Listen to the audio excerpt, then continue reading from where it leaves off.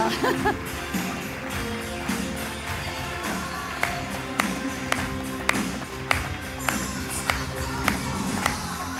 Slavica, bina je tvoja. Hvala. Opa. Evo, svima, odlučila sam da ispričam svoju ličnu priču. Zašto? Zbog toga da vidite da može svako, da nije važno odakle dođeš, ili si iz siromašne familije ili iz bogate ili kako god, koliko imaš godina, ništa nije važno. Zbog toga sam se odlučila da ispričam moju priču. Rodila sam se kao drugo dijete u familiji od 8 djece. 3 su žao mami umrli, 2 sestri moje, jedan brat. Otac se radio sam, kao obični radnik, ostalo nas 5 djece. Zbog čega imam to? Bili smo siromašni. Jednom u mjesecu, svakog 15. priuštili smo se jednu štrucu friškog kruha. Da smo ga dobili, da smo mogli da s djeca nešto imamo, što smo uvijek željeli. Uzrasla sam na krumpiru i kozjem mlijekom. Koze i krumpir smo imali, drugo nije bilo. Ali to nije važno. To je moja priča. Ja? To je moje djetinjstvo. Poslije sam otišla da se učim. Htjela sam da idem naprijed školu, ali nije bilo to moguće. Nije bilo novca. Trebaš da ideš u zanat, da zaradiš, da dobiješ tisti 1500 dinara što smo tada imali, da možeš da pomožeš družini svojima. I tako sam postala konobarica. Ali to nisam bila ja. Ja sam htjela svaki put nešto više. Onda se udaš, dođe porodica. U to vrijeme izgubim 3 djece. 2 dječka i 1 djevojčicu. Ali hvala Bogu, imam 2 djece. Sina Aleša i kćer Olejo koja je danas sa mnom, pa isto tako to rade. Ba sam ponosna na njih. Imam 3 unuka, imam 3 pravunuka. Tako da neka trojka se mi uvijek nekako ide sa mnom i što smo se jučer nasmijali u kombiju i 3 smo bili u kombiju i 3 smo u sobi i same trojka nekako idu sa mnom. Pa sam se jučer pitala, pa šta je ovo? Da li ja možda trebam još raditi 11 godina u ovom poslu, Bog daj, da imam 30 godina smartmanija. To mi je to, trojka.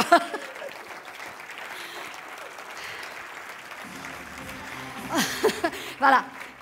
Dobro radiš, kad sam radila, rekla sam, nije mi bilo, htjela sam uvijek nešto više. I sam se školovala pored posla. Tako da sam na kraju bila učiteljica istorije i družbeno-moralne vzgoje, ne znam kako se to sada na vašem kaže, svejedno moji snovi su bili, evo to je to što sam ja kao dijete htjela. Ali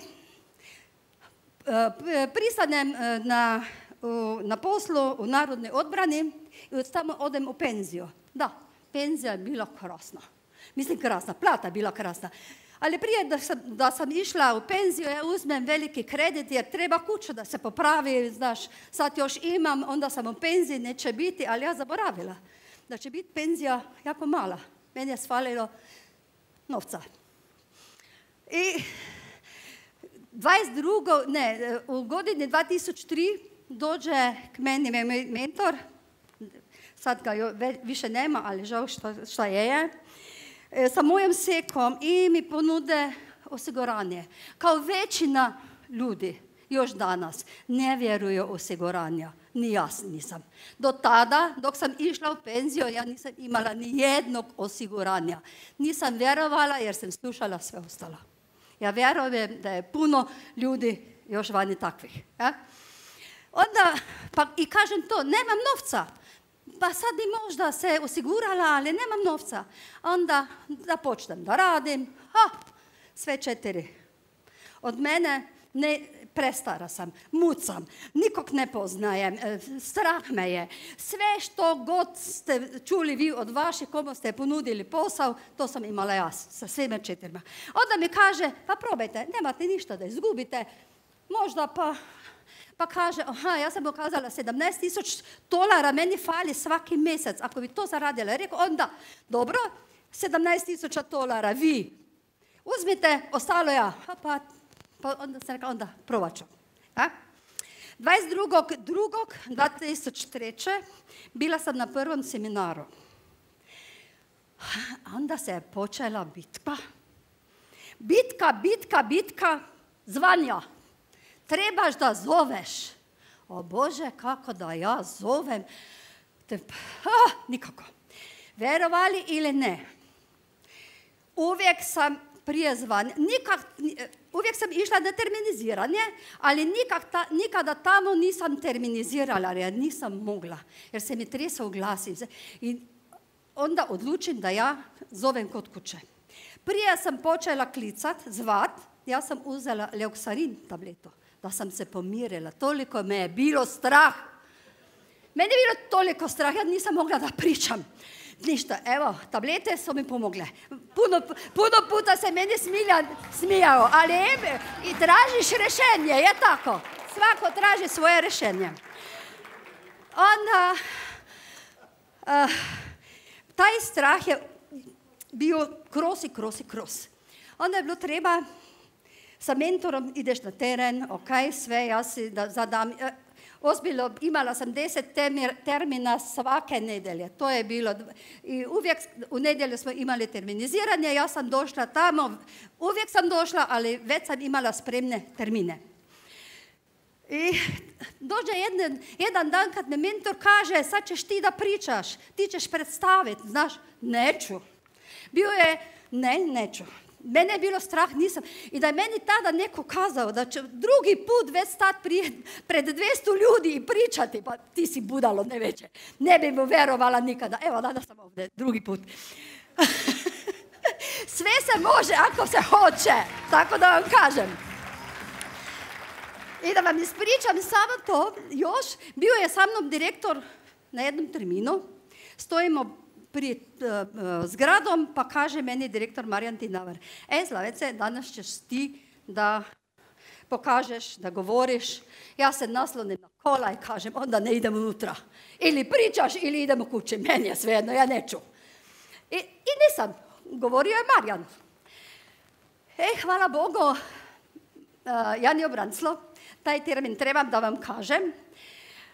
Imamo na večeru 8 jedan termin, svak sa svojim koljima, jer sva bila svake drugog tako kraja, i on meni 2 minute prije 8, ja već stojim pred zgradom, pred onom kućom, on mene zove, Slavice, znaš, ja ne mogu doći, meni je došlo, ja ne znam, izmislio svašta, jer znao šta mi trebala napraviti, ali u istom trenu gospođa na vratima, ajde, ulazite, šta sad?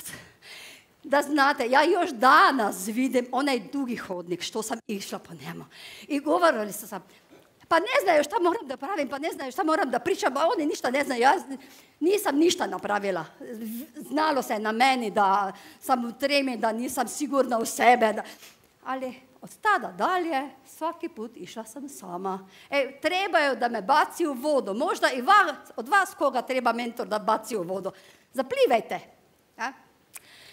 Nije bilo uvijek lako. U prvi 3 mjeseci ja sam imala 254 puta, meni ljudi su rekli ne. Ali dobila sam zlatnu narukvicu, stepen 3 tada i sve te stvari. Zašto? Jer sam verovala. Verovala sam u sebe. Verovala sam u produkt, verovala sam u poduzeće. Vera je ono što te tera dalje. Imala sam cilj, ja sam znala da trebam da zaradim. Trebala sam novac, šta sad? Danas radim zbog toga što to želim da radim. Jer mi je to poslanstvo, jer želim ljudima pomagati. Ali tada sam radila izuzetno samo zbog novca. Početak, ja radila sam za novac, ali da vidite vi ovo. Počnem 22. februarja. prva naplatna lista, da vidite kako sam ja imala vero ovaj posao. Super anel, to je bio april, ništa na računu, samo meni Smiljan, predsjednik, napiše super anel, obkruži, ovo. Evo, sad žive. Gremo dalje. Dođe mjesec maj, radim na puno. Puno. Što mi piše? Smiljan opet. Slavice, ustrajete. Vi ste prihodnost našeg tima. Vesel sam da sam vas upoznao. Samo tako dalje. Gledajte koliko već ima, što još bude, ali na mom računu ništa.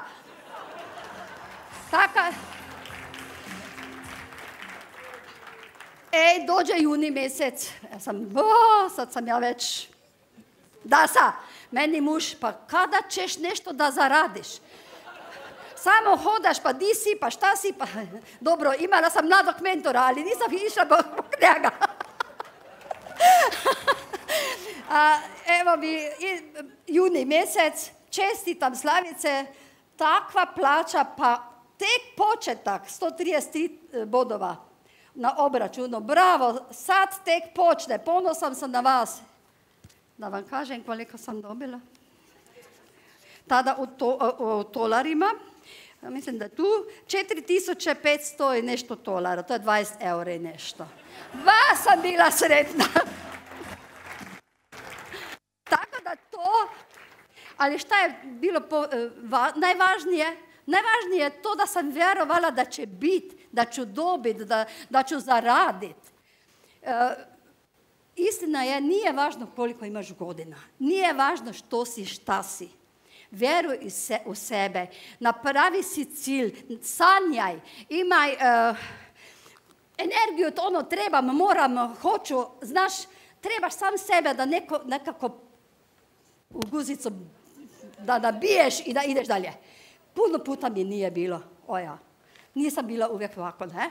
Ali, gledaj, kad vidiš rezultate, sljedeća isplata bila 25.000 dolara. Wow, to je 100 eure.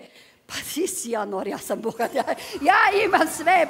Kredit je kredit. Evo ovo, ja radim dalje. Onda sam rekla, radit ću tako godinu, 2, 3, pa konec. Ali kad smo bili u Atenama, godine 2010. Tamo meni... Tada je, mislim da je imao tada gospodin Norman Levin, 80 godina, nešto tako. Pa ja kažem, dobro, kako godinu, 2 ću još raditi, onda završavam.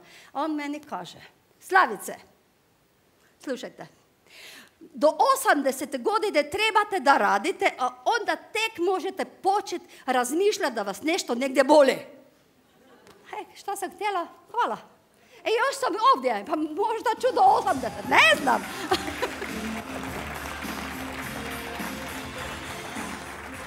Ja prvi put ovih 19 godina sam napravila preko 140.000 ljetne premije osiguranja. To je bilo prvi put. 100 ponuda sam imala više puta ali toliko letnih premija osiguranja bilo mi je prvi put da sam došla preko 100.000 lastne produkcije. Tako da sve se može, nisu važna ljeta. Vjerujte mi. Ja imam tek 37 godina. Znate koliko imam još pred sobom? A šta vi?